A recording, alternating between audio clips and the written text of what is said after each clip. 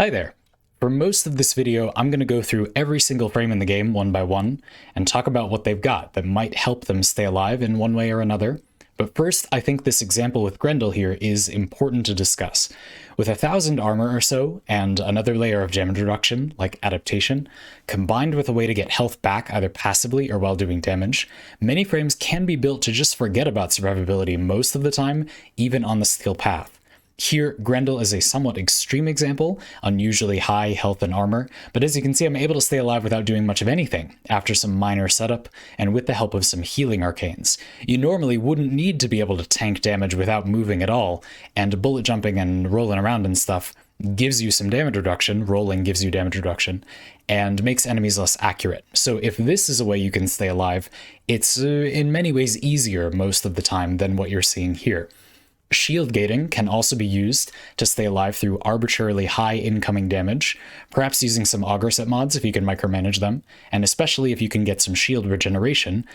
Even if you're not focusing on shield gating, it will help you at least a little bit.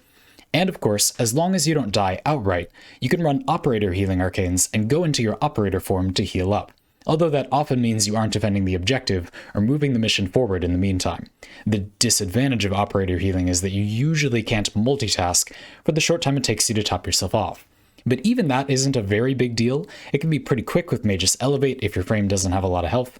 The point is, it's not necessarily hard to stay alive in Warframe once you have access to those tools, but some people don't have access to them, and there are different ways to stay alive that take up more or less space on your loadout, or just different space. And there are also ways to keep yourself alive that allow you to be more proactive than others, continuing to fight and do damage and such while also not dying. If you don't care about those advantages, that's fine, but this video is all about them. If you aren't interested in that, you might not find this useful.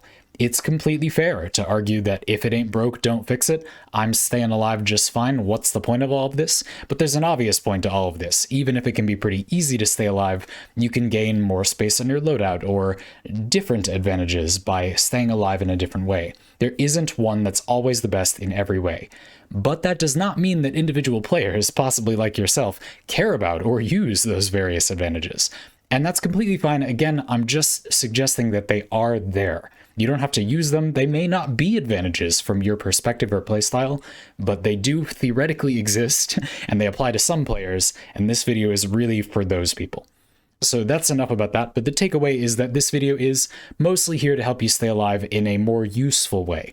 Most folks with fleshed out accounts similar to mine don't need any help merely surviving Warframe's missions, but some of you might want more or better options. Although if you do need help staying alive, this video might help you too, again by providing options for how to stay alive, both general and specific to each frame.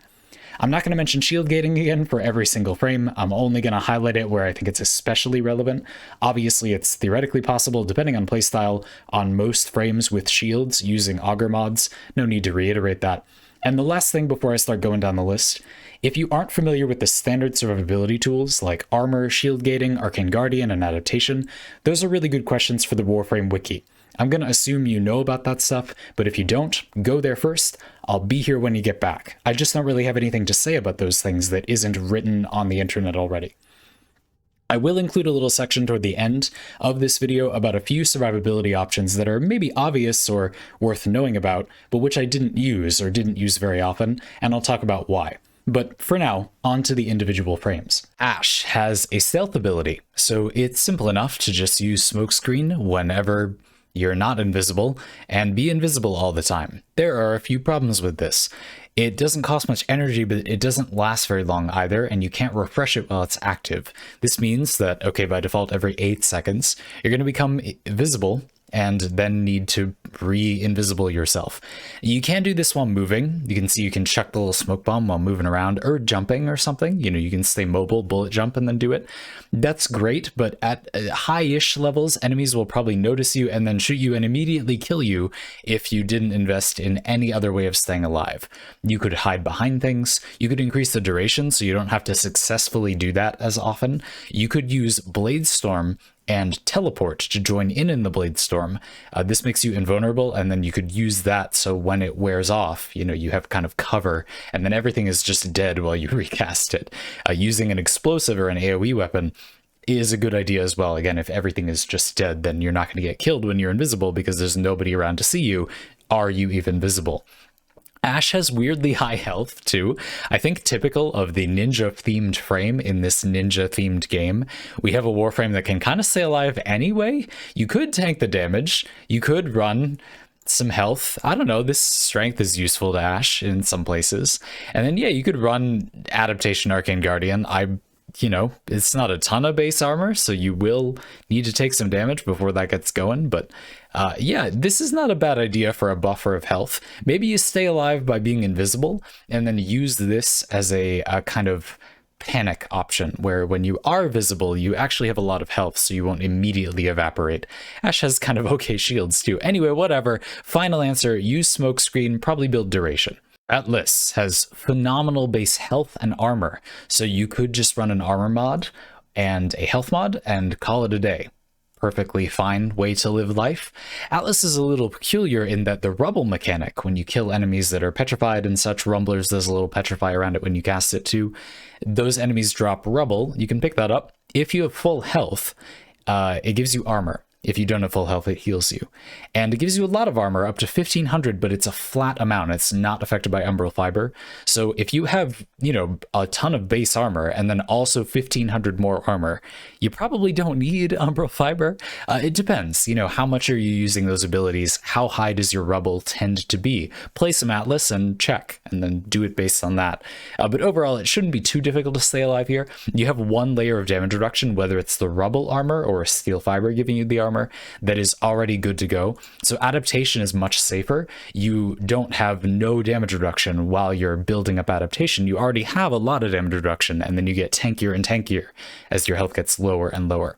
Pretty standard. This is kind of the default way to tank with any Warframe.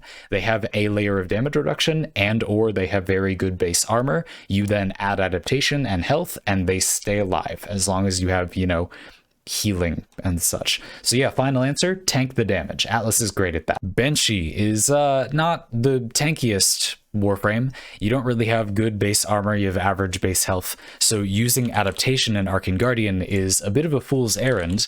The reason is that they both require damage to activate. Arcane Guardian doesn't do anything until you get that 15% chance. Now this is great a lot of the time, but if you don't have any kind of buffer with it, there's nothing stalling for time until it activates. You don't have any damage reduction to begin with. Your health is kind of low. You can run a health mod and then give yourself a little more time. But overall, I feel like it's dangerous. A lot of the time when the damage is higher in higher level missions that Warframe is offering, you're just going to die before those things activate. You can pile on more health and armor mods and stuff, and you can work it out, of course. But personally, I'm going to explore Silence. This ability gives you a bubble where enemies don't hear gunfire. It also creates a little radius on the edge where enemies get staggered when they cross it, just like that in the video. You could change the range of this to meet your playstyle. Maybe you parkour really quickly, so you can have it be smaller. You're going to jump on enemies, they get stunned, you're safe. Even though you're a piece of paper, enemies are stunned for just a second, and then you blow them up, something like that. Another thing I like to do is run full negative duration. So Transient Fortitude, this strength is useful for other Banshee abilities. And then also Fleeting Expertise, which gives you efficiency too. Now this ability only lasts 3-ish seconds, which is about how long that stagger is. And you can make the range big too. You basically now have a pause button for enemies, and if you keep hitting it, they're not going to be able to get out of it. The rare occasion that an enemy is vulnerable to it, you could use Rolling Guard, and to make it faster, you can use Natural Talent. This can be surprisingly effective, although it's pretty energy hungry. It can be kind of a fun way to play Banshee. Just pause button enemies when you go around a corner, and then you have a few seconds to kill them before they would kill you, or you roll out of the way, or you pause them again. Nullifiers are really scary if you do this. They won't be affected by this, so you got to be careful of that. But yeah, my final answer is spam Silence and hope for the best. I feel like talking about Baruch's survivability is more about talking about how there's too much of it and not enough of anything else.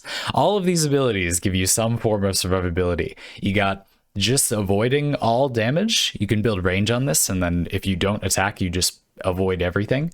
You can put enemies to sleep and disarm them. Not particularly necessary if they're asleep or you're avoiding all their attacks, but that's a thing that you can do. And you even get damage reduction. Super unnecessary.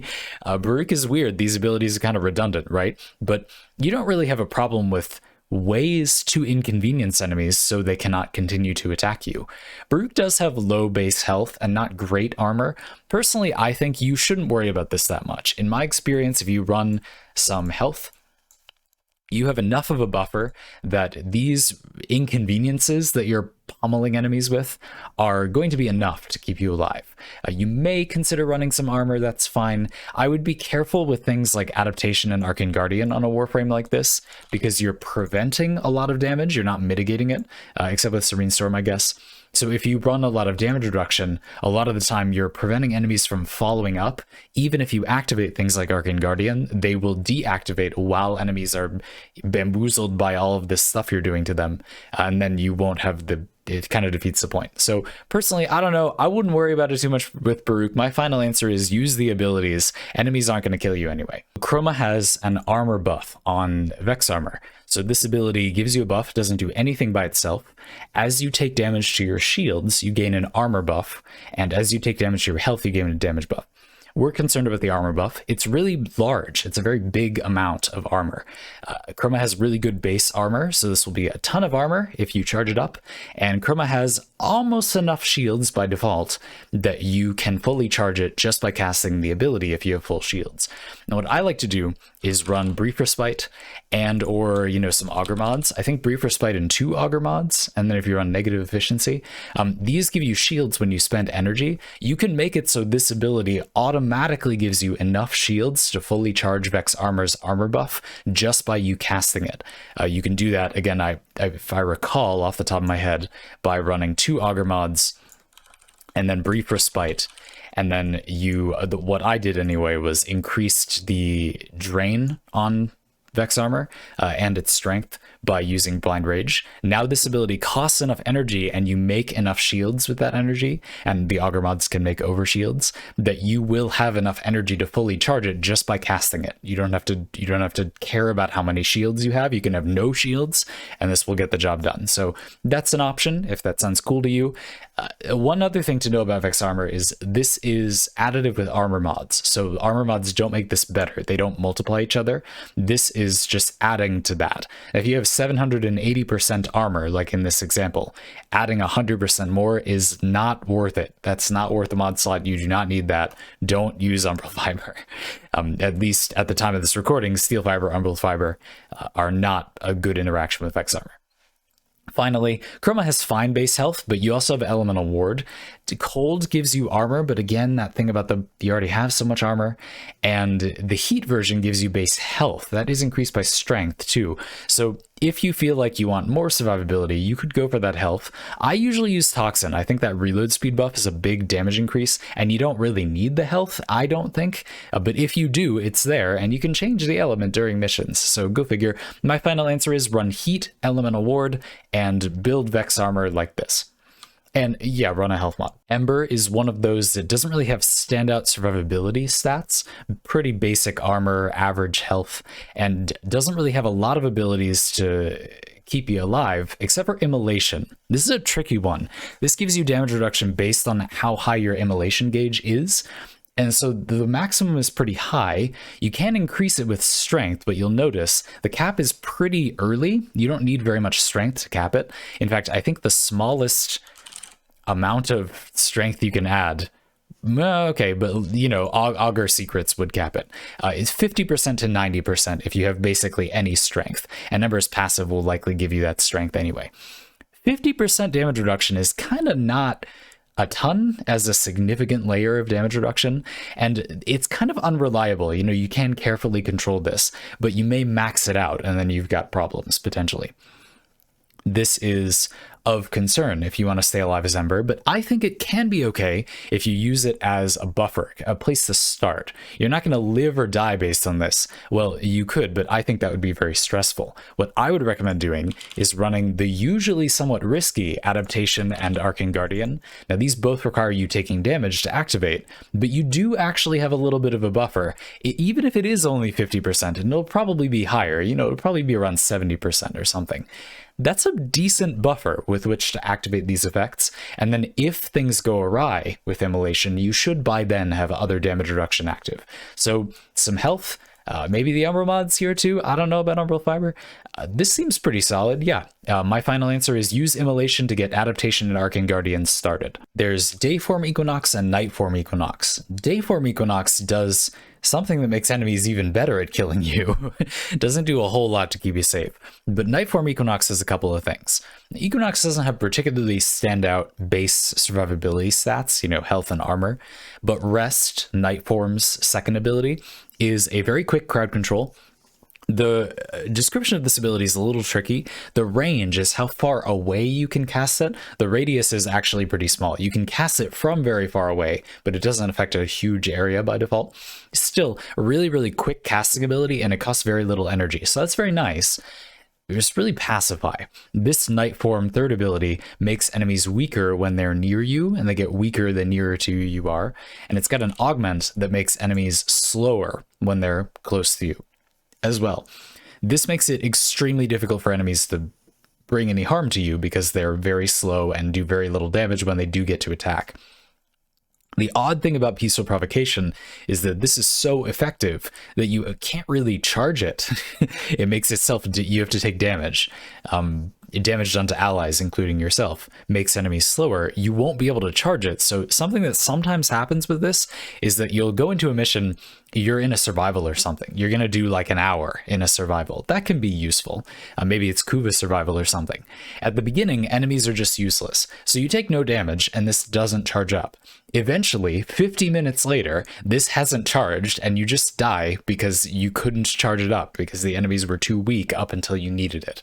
Something you can do about that is use Combat Discipline. This is a mod that gives your allies, like kind of a death lifesteal thing, and you lose a little health when you kill enemies. Now, if you have any way of keeping yourself alive, some kind of lifesteal melee or, any number of other ways, this is fine. It's not going to kill you, but it does do a little damage to you, which the last time I checked does activate Peaceful Provocation and Pacify. So that can be an option. Because you want to be closer to enemies to affect them with this, you may also wish to use parkour mods as well. That's always useful for staying alive as a little bonus, but it can bring you closer to enemies, which makes them weaker faster. So final answer for Equinox is give up on staying alive in Dayform, I guess. No, you could obviously use health and armor mods, and if you put on enough, it'll be fine, but Nightform does have some pretty solid ways to debilitate enemies. Excalibur is the Warframe that the most players own, and as expected, pretty run-of-the-mill from a survivability perspective. Fine armor, average health. You could put on an armor mod and a health mod and adaptation and go to town. And at the level when you don't have adaptation, you do not yet have access to that mod, you probably don't need it. If you are a new player playing Excalibur watching this video, you don't yet have this and you don't yet need this. When you get this, you'll probably start to need it. If that doesn't happen, then buy it from someone. But I think Excalibur is elegant in that this is kind of a good baseline. You've got enough armor for this to be a reasonable way to stay alive. And, a panic button. And when you use Exalted Blade, you can do a slide attack to get a mini Radial Blind. You see it says Blind Radius, Blind Duration. It's a mini version of Radial Blind that costs less energy. You do it when you slide attack with Exalted Blade out. That's nice. It's an option to have. Overall, Excalibur, not a whole lot to say. Final answer is you do the thing that every Warframe that tanks damage to survive does. And if you don't have this, don't use it. Frost has good base armor and fine health, actually a lot of shields, which is sort of random. So there's no reason that you can't keep Frost alive the way that you can keep a lot of Warframes alive. By running an armor mod, so you have some upfront damage reduction, and then using adaptation, so you build up more as you're taking damage, but you're not a piece of paper to begin with. With a pool of health, and the shields help, adaptation can activate with shields. You have a pretty long runway to get this rolling, so this can be enough to keep you safe, especially if you add to it with our Umbral Intensify. But Frost is a little bit weird because this is a Warframe that has a bunch of ways to make enemies not attack you, which does make adaptation worse. If it's wound up, but then you freeze everyone, probably the buff will mostly fall off, or you'll be at risk of it falling off, especially in like a defense mission. Bringing this up every time might be a bit of an issue, and frost is often useful at defending things. So it's a little weird. On the flip side, another way to look at it is that mods like Ice Wave Impedance make enemies so bad at hurting you that you don't need as much survivability, and you are tanky to begin with. So you may be able to just skip adaptation and use a lot of crowd control to keep enemies from hurting you much while remaining relatively durable on the occasion that they do. So my final answer would be to do that. The wings from my orbiter decoration look really cool on Gara's glass. Look at that effect, that's so cool. Anyway, Gara has a separate layer of damage reduction with Splinter Storm. This gives you another layer of damage reduction. So great, you have one to begin with. Gara has okay armor. You can start out with this, and it is modified by strength. It goes up to 90%, which is pretty high.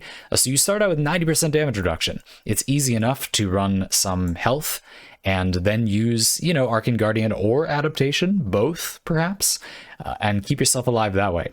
I think because of the, the decent base health, it seems reasonable to use Arcane Guardian. And, Gara has okay base armor anyway. You could use Adaptation. I think I like this better. I think an Arcane slot is also, depending on what you're doing with your build, may be more worthwhile than having a mod slot. Like the mod slots, you have more of them, but there's more stuff you might want. I think that's true for a lot of players. I don't know. Arcanes are very extra a lot of the time. They're always good, but they're rarely necessary. You rarely can't do a thing without an arcane. It's usually just more damage, which is good, but not needed. So I would do it like this. I'm going to say final answer, use this layer of damage reduction and armor rather than this and adaptation. You could use all three, I suppose. Garuda has reasonable base armor and average base health, so you can keep her alive by running a health mod and an armor mod and adaptation, since you have some damage reduction to start with. However, I think it's also noteworthy how Gara has a lot of other health bar related effects. So for example, bloodletting, you will often be spending some of that health to get energy, and that's something to keep in mind. It might be worth having a safety net of some sort. I'm not sure what. You could try using, this might be the place for something like quick thinking, and then handspring or some such to negate the stagger. Sorry, I'm talking about quick recovery or whatever it's called, the thing that makes you recover faster, pain threshold, from the staggers from quick thinking. You could use that here. When you lose health, you become more vulnerable, but then less vulnerable because you gained energy that powers quick thinking. That's reasonable. I've seen people use rage on Garuda, which is a little weird to me. You could just use bloodletting instead. I don't know. And then Dreadmere. This is the other weird part. So this does give you a directional bullet shield that's invulnerable, but when it isn't blocking all the damage, if this is all you have to stay alive, then you will die. It's got an augment too that I feel similarly about. Dread Ward gives you invincibility when you execute someone with Dreadmere. This automatically kills when enemies are below a certain health threshold, and then you become invulnerable for a little bit. Does duration modify that? I'm going to guess no. And I'm incorrect. It does. So yeah, I mean, if you have balls of steel, that's fine. My final answer is, yeah, just do this and be careful with your health bar. Bring more healing on your loadout. You don't need to sell the farm and do this Dreadmere, living by the seat of your pantsing, unless you really want to. I think Gauss is kind of a hard one to evaluate.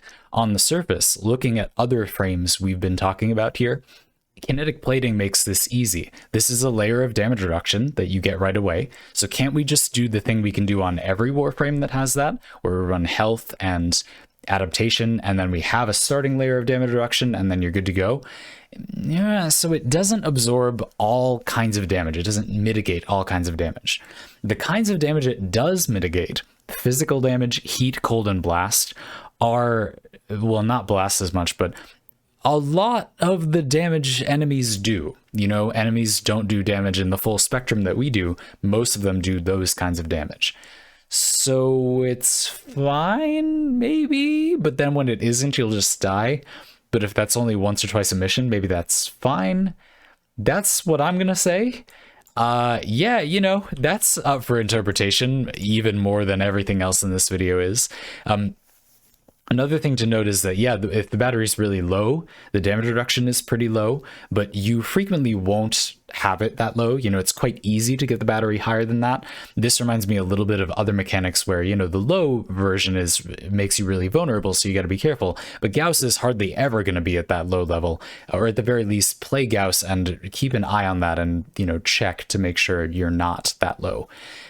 Another thing is this drains battery, so you may wish to run something like Arcane Guardian as well, so that you have a lot of damage reduction, and this just gets you going. When these have activated and you're safer, you could turn this off to save battery. I don't know, maybe it's something to think about. But my final answer is to do that. Grendel has a ton of base health and really good armor, so there's not really a lot to say here. If you use nourished armor, enemies will sometimes be staggered by attacking you, so that gives you a little breathing room, and it doesn't stagger them so consistently, in my experience, that you need to worry about things like adaptation not activating enough. You know, you're not making enemies attack you so little that this won't trigger, you're just taking heat off yourself. That's my experience anyway. So overall, I feel like it's simple enough to just run the Umbral mods, or again, Vitality and Steel Fiber, and then to use adaptation, and you should be just fine. My final answer is to be very tanky. This is a strong point of Grendel's, so there's not a lot to say. Harrow has a lot going on. The passive lets you bank more overshields, and you can't make a lot of overshields using Condemn, so you could just have a huge buffer. You know, that's thousands of overshields. You could just have a huge buffer like that, and, you know, Condemn is a crowd control ability as well, so if you run something like Adaptation, which will affect your overshields, and then when you are taking too much damage, you use Condemn, you'll get the overshields back and make the enemies stop hurting you. You don't want to do that too much, or Adaptation will stop, you know, the stacks will fall off. It won't be charged up. But that could be a reasonable way to stay alive. Harrow also has a pretty powerful lifesteal ability that can last for a long time, and average health and like whatever armor. So if you're doing damage very constantly, it might be fine to use Adaptation and Arcane Guardian as your only real line of damage reducing defense. This is normally quite risky because they don't activate until you've taken damage, right? But if you're bringing a lot of healing in, then it might be okay. You know, regenerating health makes it a lot more tenable to do that. And of course, Harrow has Covenant as a sort of panic button to make you invulnerable, if that's something that you decide you need or want. But all of these things are, you know, they require maintenance, as is true of Harrow overall. You get a lot of power, but you need to keep it up. You know, you need to keep using the abilities to activate it. For my part, yeah, I really like the overshield banking thing. I'm kind of keen to save a lot of space and use Condemn, really lean into Condemn a lot, and not survive based on my health at all. But Penance and lifesteal tanking can be pretty cool. If you can leave an area on the ground that does damage, that can give you, you know, really health regeneration. You don't even have to be attacking. That can be pretty cool. But my final answer is to survive with a lot of Condemn, just using a ton of Condemn. And if you don't like that, use health and armor and Adaptation and Arcane Guardian and something that leaves a damaging AoE, and use Penance. Obviously, Hildryn has very, very, very high shields, so you can simply build to have more shields with redirection or some such, maybe a splash of vigor to increase your shield to ludicrous heights, and stay alive mostly with that. There are things that go through shields. You can mitigate them in some ways. You know, you get a toxin status effect. You could use rapid resilience to make that last less time. You could hold the Sancti Magistar to take less damage from status effects, or you could use Arcane Resistance, which completely negates toxin status effects. So that's an option. There is also a Magus Arcane, you know, an Arcane for your operator that makes you not get Transference Static. Transference Static is when you die as your operator. It reduces your shields, normally not noticeable because few frames have, or it makes sense to build very high base shields, like not over shields or something else, but Hildryn does have that. So if you die as your operator, Hildryn kind of cares about that more than other frames. I'm not sure I would bother using that arcane. And I really like Vigor here. I want to go back to that. This gives you a buffer so that when things do get through your shields, you know, when you take toxin damage, a lot of that is as toxin status effects. A lot of the toxin damage enemies do is a status effect. So that's not a huge deal, but occasionally, right, this gives you a little buffer so you don't have no health at all. You know, this is also a place where I'd be interested in something like quick thinking, because you will rarely use it. Actually, how does this interact with Hildryn? Okay, let's cut that part.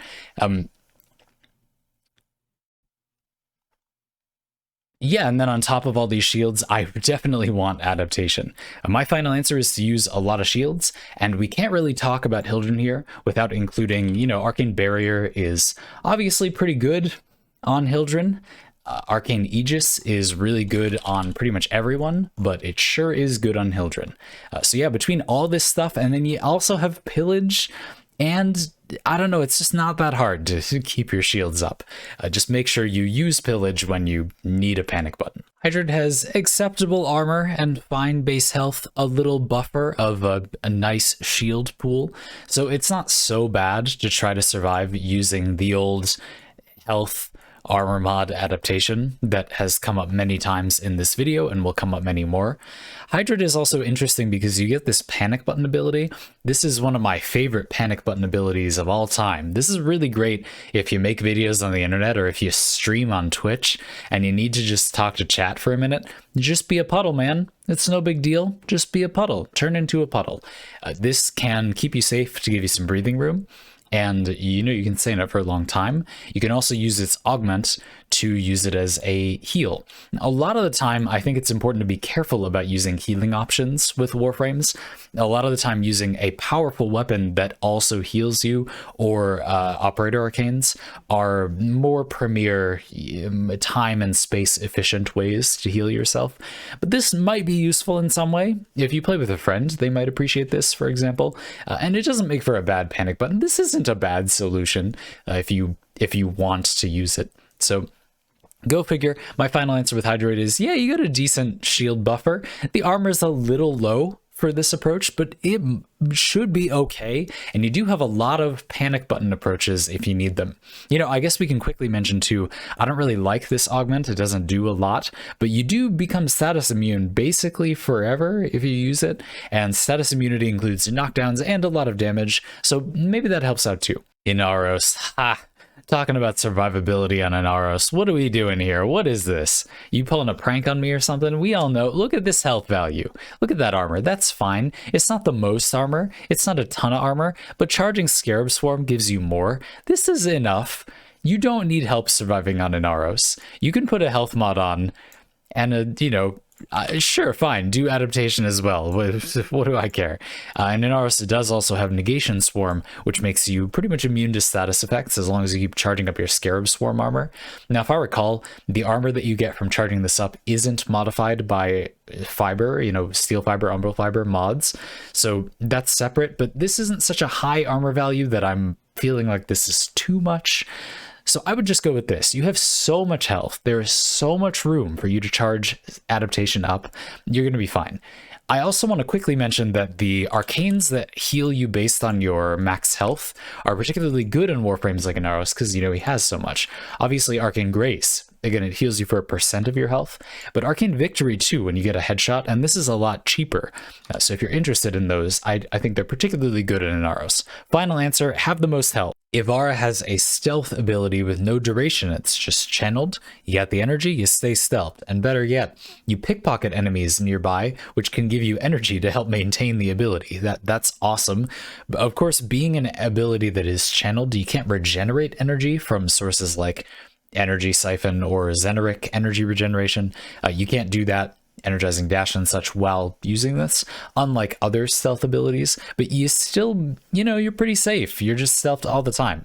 So I think it's simple enough to say my final answer here is to use this. Ivara has low base health and armor anyway, so I'm not keen on taking any other approach. And if you do need a panic button, you have Quiver's stealth arrow if you need some kind of backup, and even the sleep arrows to keep enemies stunned. So as long as you are willing to be a little bit subtle, you should be just fine.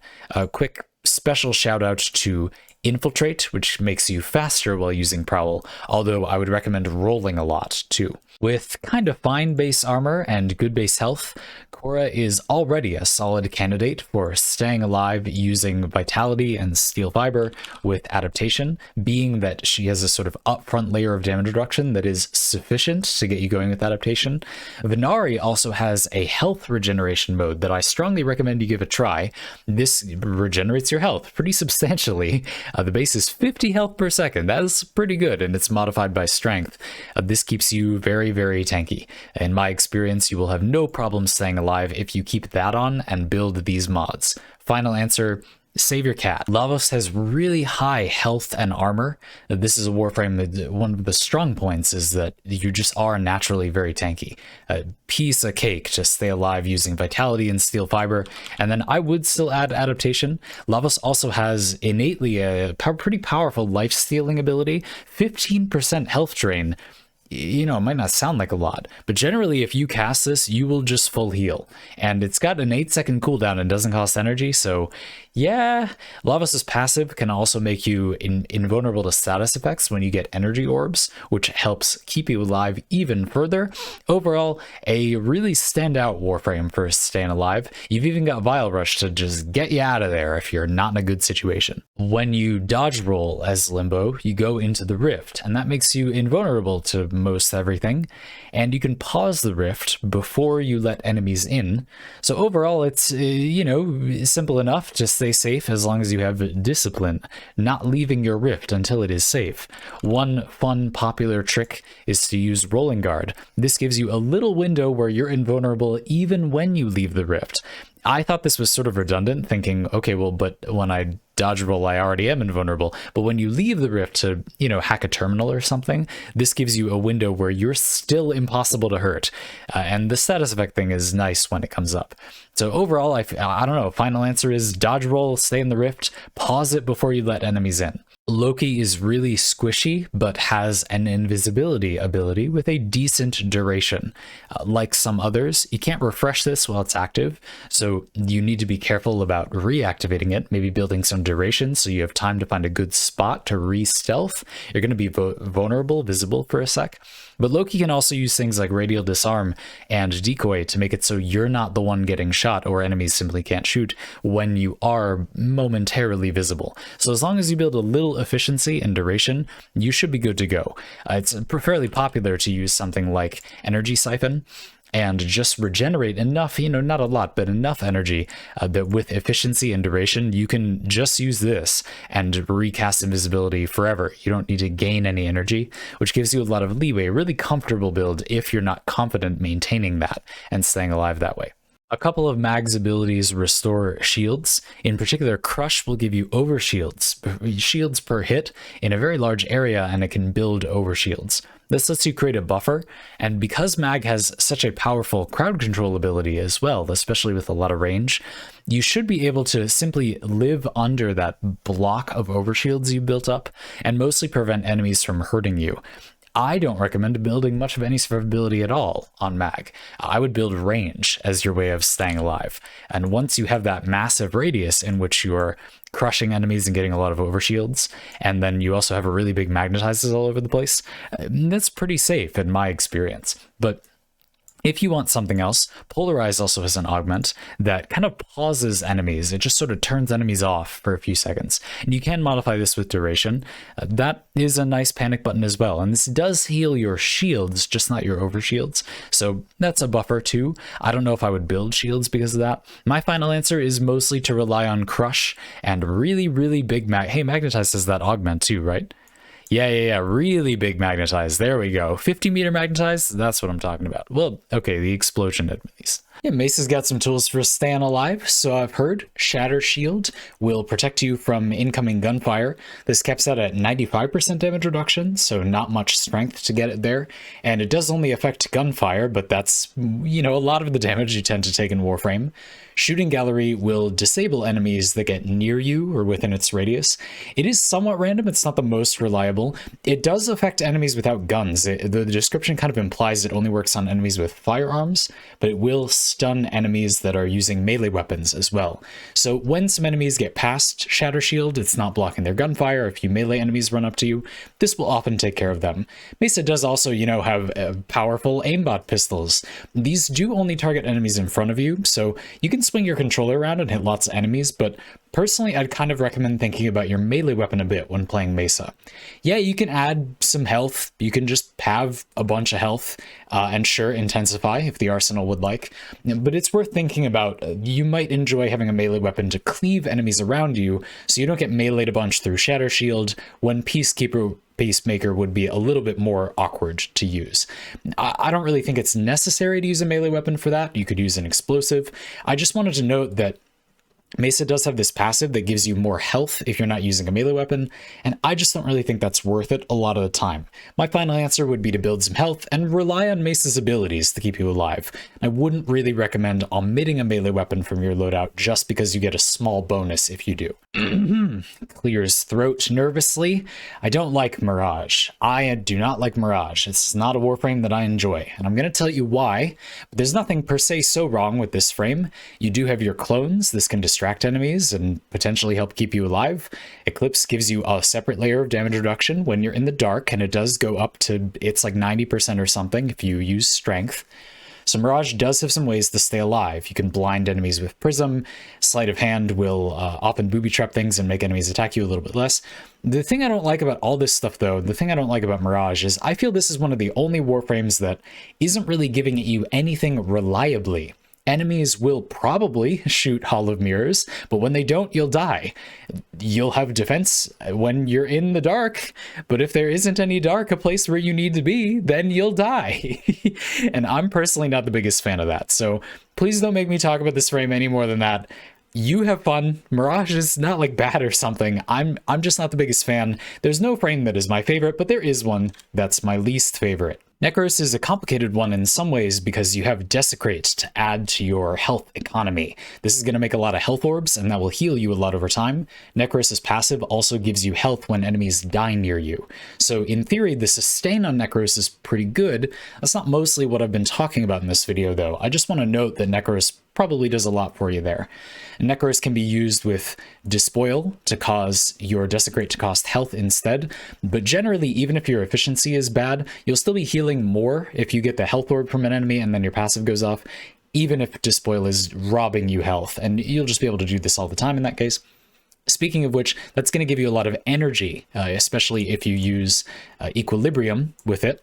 And if you do those two things, then you'll very easily be able to keep casting things like Shadows of the Dead. This is going to make other enemies that your enemies can target. Enemy of your enemy is your friend, and they won't shoot you as much. And then you could use Shield of Shadows as another layer of damage reduction. Another option that is popular on Necros is health conversion. Since Necros creates so many health orbs so reliably, this means you can lose stacks all the time, and you don't have to worry about it. You'll maintain them pretty quickly. So Necros has a lot of options. If you add some health, you have quite a few ways to get armor besides the normal arcane, or another layer of damage reduction besides adaptation, but you could just do those two things as well. And I think something to think about with Necros is this is uniquely good on Necros, but is it better enough than you using an arcane for armor that it's worth the mod slot? Would you rather use a mod slot or the arcane? And is Shield of Shadows better enough than adaptation for you that you feel it's worth using instead of adaptation? Again, perhaps, they're good at different things. They might take a different slot, but it's something to think about. I certainly wouldn't use all of those things. Nezha has Warding Halo, which is a separate layer of damage reduction, but confusingly, it also has a health limit, so it will prevent most incoming damage as a separate layer of damage reduction, but it only up to a point, and then it'll break. Warding Halo does also, though, make you invulnerable at the beginning and at the end of its protection. And while you can't recast this while active, so if it's low on health, you can't refresh it until it breaks, you do become invulnerable when it breaks, and you can recast it while it's making you invulnerable after it expires. So as long as you're quick on the draw, you're watching for when this breaks, you can keep it up all the time. You don't really have to worry about that too much. And that means Nezha has another layer of survivability, which is excellent. You could slap some health on there, maybe some armor, and call it a day. Now, Blazing Chakram can also make health orbs, so you might want to use health conversion here as well. That would be an easy way to get the armor. As usual, it's important to consider whether you would rather use a mod slot to get that flat armor, or whether it would make more sense to use an armor arcane. Again, they're really just different. Do you want 2 arcanes, or do you want the 8th mod slot? Which one would be more valuable to you?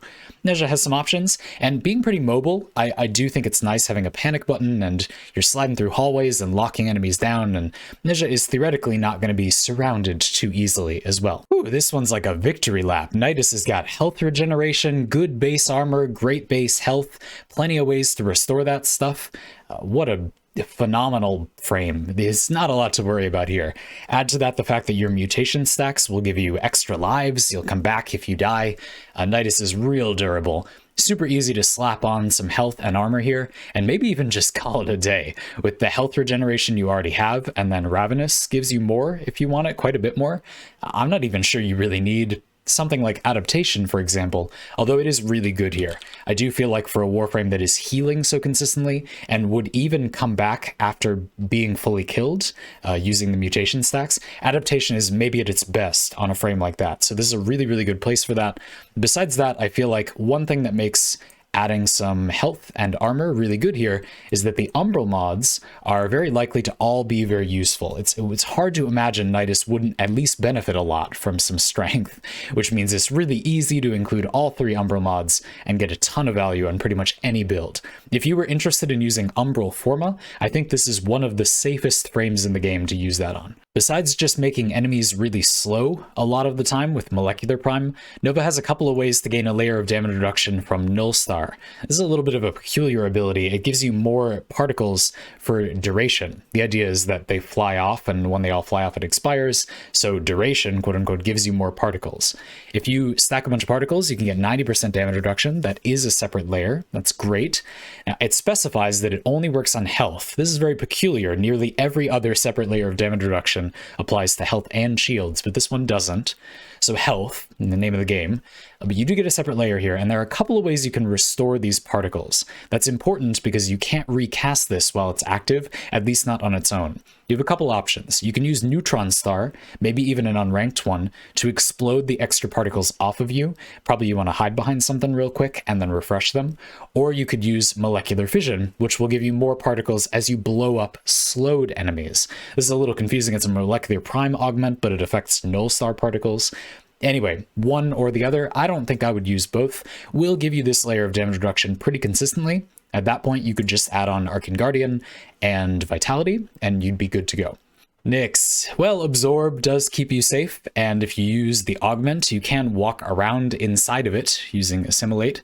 This does make you slow, but you can use melee stance combos or operator void dashes to move around, so I don't think it's the end of the world, especially if you're interested in shooting enemies. That's a pretty good way to keep yourself safe. Nyx does have plenty of other abilities that will just distract enemies, giving them other targets to choose instead of you. In fact, all of her other abilities accomplish that in some way. So that does help a little bit as well. But I do think if you're not interested in falling back on Absorb, Nyx is one of the thinner frames in terms of survivability. You got average base health, the lowest base armor. So there aren't a lot of things you can do here to give Nyx good upfront survivability. You can always run Arcane Guardian and some health and Adaptation. That will work on any Warframe to some extent, but there's always the risk, as I discussed at the top of the video, that this is not going to activate sufficiently before you take a ton of damage. You won't have your defenses up before you get hit by a lot of damage in a few hits, and then you'll die. So as much as Nyx does have an option, this is one of the few-ish frames that I feel like if you're not willing to use an ability with an augment, there isn't a whole lot that keeps this frame alive straightforwardly. Again, you do have a lot of ways to distract enemies, though. Oberon, a whole bunch of options. Fitting of a Warframe that resembles a Druid and a Paladin. Oberon has a couple of different ways to keep you alive, like Renewal. This will give you healing over time and armor, as long as you do it in hallowed ground. You get a flat chunk of armor affected by strength, so that could fulfill your increased armor requirement, and then you could just run Adaptation. You've even got healing, so Adaptation will work even better. As you take damage, you'll be healed back up, which means you benefit from the further Adaptation stacks. Healing is just often pretty good with Adaptation. So that's a solid way to go. Add a little bit of health, perhaps, and you're in business. Let's look at how much it would be with Intensify. As you can see, pretty nice amount of armor, pretty good healing over time. Oberon also has an augment that brings you or other party members back to life. While you're using Renewal, while people are affected by Renewal, you can revive someone if they would die, once every 90 seconds. That is a bit of a long time, but one frequent theme with survivability in Warframe is that it is often about the weakest link. where is the flaw in your survivability? For example, here we have a Warframe with pretty good healing over time, good flat upfront armor, and then adaptation, but overall your defenses are not so high if you get hit by big spikes of damage. Every so often when that happens, in the rare event that that does happen, this would keep you alive. So this is a frame that does a good job kind of filling the hole in a survivability build, which is why I think this is a pretty good solution. Octavia does have a lot of defensive abilities that lock enemies down, Mallet and Resonator, and I mean Amp just does so much damage too, that you may have relatively little difficulty surviving a lot of the time, but accumulating damage reduction by taking damage, with adaptation, the usual suspects, that doesn't often work so well here. Octavia has pretty low defensive stats, among the lowest. This armor is a little higher than average, but not great. And if you're making enemies stop attacking you by distracting them so they're not shooting you anymore, rather than with damage reduction, effects that give you damage reduction when you take damage are less effective. The stacks you had are probably going to fall off while the enemies are distracted, which leaves you vulnerable once the effect wears off. You could do something silly like run a rollerball next to you with Conductor literally constantly to protect yourself, but that sounds like a good way to get some anxiety. So what I recommend doing is using Metronome and teabagging and getting invisibility and staying invisible all the time.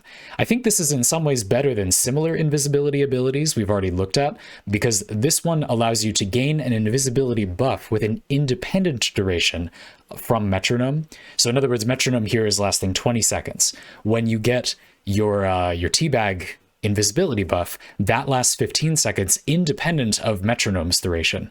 So if you do it at the beginning and then again at the end of Metronome's duration, you still have plenty of time that you're invisible to recast the ability, or even to panic and go find some energy so you can recast it. This makes it a really stable invisibility ability, and you can fill your Metronome with a ton of notes, so you can just spam teabagging by crouching over and over again if you don't find it easy to sync up to the music. That's certainly what I do.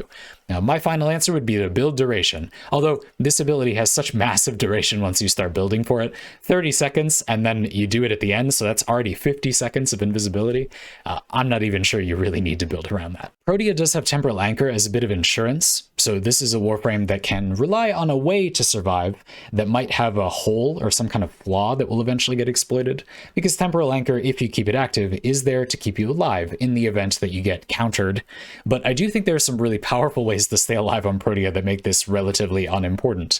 Grenade Fan, whoa, the held version gives you shield regeneration per second, and the base is 50. Okay, so Blind Rage, adaptation. You regenerate 100 shields, and it can do overshields per second. Overshields have a static cap, so you can get a lot of shields between the upfront boost, Protea's already decent base shields, and the overshields. You have like 2,000 shields that regenerate real quick. So even though adaptation would be the only damage reduction affecting those, you do have insurance if you get exploded by some powerful spike of damage. So I personally have found this to be an easy, comfortable way to stay alive as Protea. There are other options, though. As much as I like that, you could use Dispensary with health conversion. This kind of removes the adaptation fallacy where if you use this with Arcane Guardian, both your forms of survivability require you to get hurt before they're active. Health conversion solves that because one of them doesn't require you to get hurt first, and you'll reliably get health orbs using Dispensary. So within reason, you will probably be able to stay alive, again in my experience, because you aren't already a piece of paper when you get hit, allowing you to stack up adaptation and stay alive. And again, you do have Temporal Anchor for insurance. So just building health and doing it like this isn't a bad approach. I just don't think it's entirely necessary when Grenade Fan is so strong. I'd recommend building strength, adaptation, and just leaving it at that. I think Grenade Fan is fantastic. Revenant has Mesmer Skin, one of the simplest ways to stay alive in all of Warframe. This ability makes you immune to damage for a certain number of hits, and when enemies hit you, they get stunned and you can cast Enthrall on them for free. Additionally, the number of charges, this scales with strength. You can build, that's right, strength, the stat that increases the damage of Dance Macabre and your other abilities. You can build strength and become tankier as Revenant. I don't think I need to say much more. Just build a ton of strength. I think this Warframe is really boring from a build perspective because of how powerful it is to get such a good defensive stat using strength. But yeah, it sure is effective. Now, you can recast this while active, and you take damage through it. It can trigger damaging stuff, but you won't die through it. So I find this to be an extremely self-sufficient way to stay alive all by itself. You can get so many stacks if you build a bunch of strength.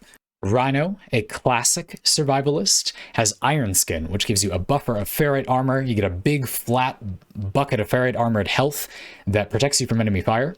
You can't refresh this while active. You cannot refresh it, and so this means that eventually it will be very low health. You'll have to get into engagement and take damage, and then it will fall off, and you may be vulnerable and die during that time. A lot of people will use Iron Shrapnel, maybe even unranked, to allow them to explode Iron Skin off. So this makes it do damage, but the thing a lot of people are here for is the ability to remove a weakened Iron Skin, hide behind a corner or something, and then refresh it, get a new powerful one. And I think that's just about sufficient. I don't even think I would particularly build health here. You could just build some armor, any number of sources, and use Iron Skin, refreshing it when necessary, like so, and that'll keep you alive pretty good. This is affected by strength, and you can build more armor than this. That's a lot of health. You do, of course, have Rhino Stomp as a panic button if you need it, but personally, I wouldn't go much further than this. Saren has pretty good base health and armor, so it's easy enough to build some health and armor on her and make yourself pretty tanky up front. You can simply add adaptation for a classic survivability package. I do want to mention that Saren has a few other ways to help keep herself alive, though, besides just slaughtering everything. Miasma does do a stun. Something I've enjoyed in the past is using it with natural talent to quickly pop off a speedy little area stun. This can do good damage and everything, and you don't have to primarily use it for crowd control, but it is an option if that's something you want. I personally find it kind of satisfying. And Molt has an augment that gives you health regeneration. Personally, I think it's a pretty unremarkable amount for an augment, but it is affected by strength, and that is a decent amount of regen for something you can cast whenever you like. I believe Molt also removes status effects from you, which is a nice defense to have if you get a slash proc or something.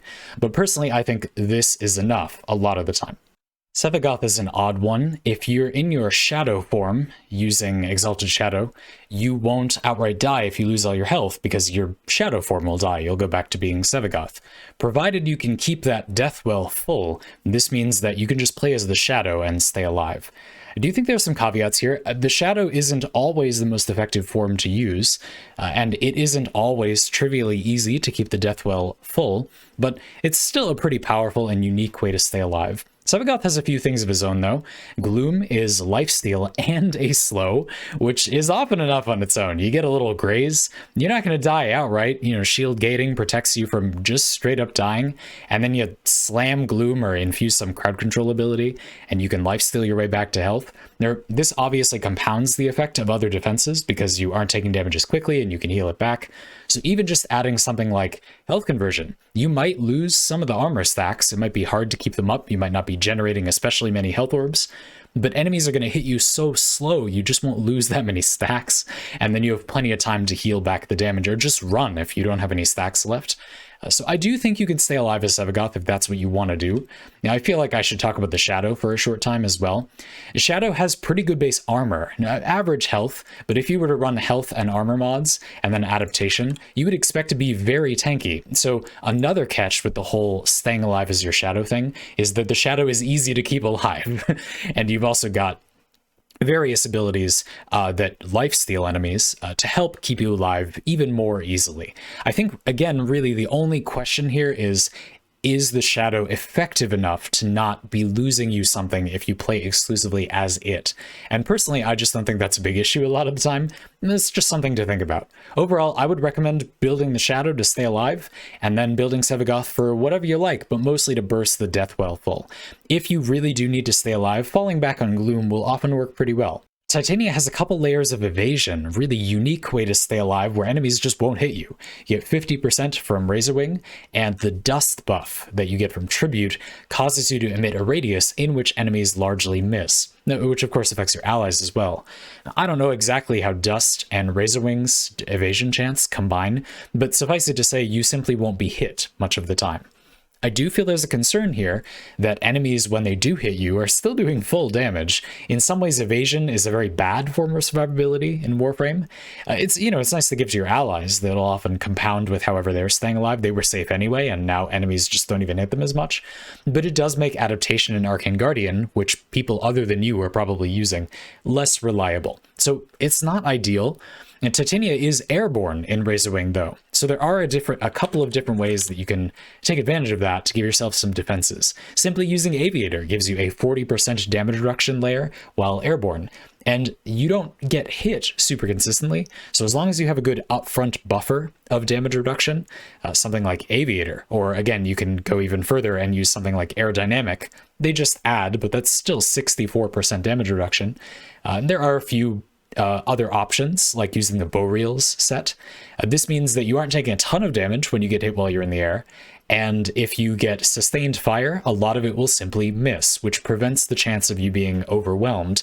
You do still run the risk of getting hit by one really big hit of damage and just not having very high active damage reduction, but overall I feel like Titania is in a pretty okay place. There's just some concern that you're very rarely going to get randomly exploded. Trinity has two separate abilities that are different layers of damage reduction. You get one from Link, that damage reduced effect does cap pretty low, but it is a separate layer of damage reduction, just like Blessing, which gives you and your whole party a separate layer of damage reduction. Again, neither of these are quite as high as some of the 90-95% damage reduction layers I've seen here, but you can still have armor, and you do have two of these, and this one full heals your health and shields, so a lot of the time it's not extremely difficult to stay alive as Trinity. There are some different approaches, though. I really like using Energy Vampire with Vampire Leech to stack a bunch of overshields. This can be used especially if you don't have a large shield pool, so you're not using flow. This will quickly fill up your shields, and then you'll get a ton of overshields. That can be fun, that can be good. Just having overall increases, like I think this is a place where Vigor is fairly solid, because when you use Blessing, it doesn't give you overshields or anything, but it heals all of your shields and health, and this mod gives you just about the most overall of both of those. Usually you want one or the other, but if you have an ability that heals both and two layers of damage reduction that affect both, it can be nice to just get a lot of both. For that same reason, the Umbral set mods are a pretty good fit here too, even though Umbral Fiber wouldn't be my first choice, just because you get a lot of raw health or shields, it doesn't really matter, and that will make Trinities very, very tanky. Valkyr has really high base armor, but strangely also has an ability that makes her invulnerable and gives her lifesteal. I don't think Valkyr really does a lot except Hysteria, but a lot of people don't like these claws. Here's what I think. I'm not sure there's a reason to play Valkyr besides if you like her, that's a good reason, but any mechanical reason other than using the claws. So I might just use this, take or leave the Exalted Weapon claws, and rely on this invulnerability to keep you alive. If you don't want to do that, Valkyr has so much armor and Warcry to boost that armor that I don't think much besides, say you could do Adaptation and just add some health. And yeah, you'll be very tanky. This is a lot of armor on its own. You can add the augment that makes it have essentially no duration. It will just keep going as long as you keep killing stuff. And yeah, it's not particularly hard to stay alive that way either. I sort of feel like you could do this on a lot of Warframes though, and I'm not sure why you'd be here except for Hysteria, but if there's a reason you want to play Valkyr and you don't want to use Hysteria, this is what I would do. Bobbin is one frame that has so many ways to lock down the battlefield that you might just be able to crowd control everything, trap them inside Bastille or suck them into a vortex, just murder them with Photon Strike. Mind Layer is an ability, and also Tesla Nervos is another ability that Bobbin has. But yeah, you could just Bastille and Vortex everything, and so in some ways I feel like Bobbin maybe is easy-ish to keep alive. Bobbin does have okay base armor, and remember, we are talking about the primes here, and that the 200 is really on the edge, but anyway, it's all right. So you could build adaptation and an armor mod, I guess. But personally, I'd be kind of interested in just going for all the range. I mean, I'm talking just all of the range mods, even those ones. Yes, thanks for asking. Also, the other range mods. In fact, I'm missing, anyway, a lot of range. Keeping in mind that when you move very quickly in Warframe, you tend to get shot less. Volt doesn't have particularly good defensive stats, but does have a speed buffing ability. Now, a lot of Warframes do. Volt isn't really especially speed focused, but a lot of people think of Volt that way. So I do want to acknowledge that having such an easy way to go fast does mean that you will get shot less. That being said, Volt also has some crowd control and electric shields. Stats don't affect the shields very much here. They have a duration, but it's already pretty long. I kind of like holding these and then running efficiency, but another way you could go is by using the capacitance augment for discharge. This makes you get a ton of overshields. This can be pretty effective. Again, it can give you overshields. So that's one way to go, or you could use both. Use this every so often to get a buffer of overshields, and then stand behind an electric shield, maybe held in the riot shield mode, and use that as a way to stay alive with the capacitance overshields as a buffer if you were to get hit. Wisp's health moat can give you massive health regeneration to the point that I'm not sure you even need that much health to stay alive. With a bad, not absolutely terrible, bad base armor and the regeneration and the increased max health from vitality moat, those are increased by strength, by the way, so you can make them quite a bit higher while affecting your other abilities. You could just run something like adaptation and you have the health regeneration to make that really effective. In that case, I might run, say Arcane Guardian. You are going to be healed, so it's not so bad to have both of these get activated by taking damage. Even if you just add a little bit of strength, you can see that your health is going to be about 1,000 at base, and you have very, very high, 60 health regeneration per second. You could go a lot further than this too. So personally, I've often found this to be enough. A Wisp also has an invisibility ability. Wisp passive makes you invisible while you're in the air. That counts whether you or the clone are in the air. So if you shoot the clone in the air, you're invisible on the ground.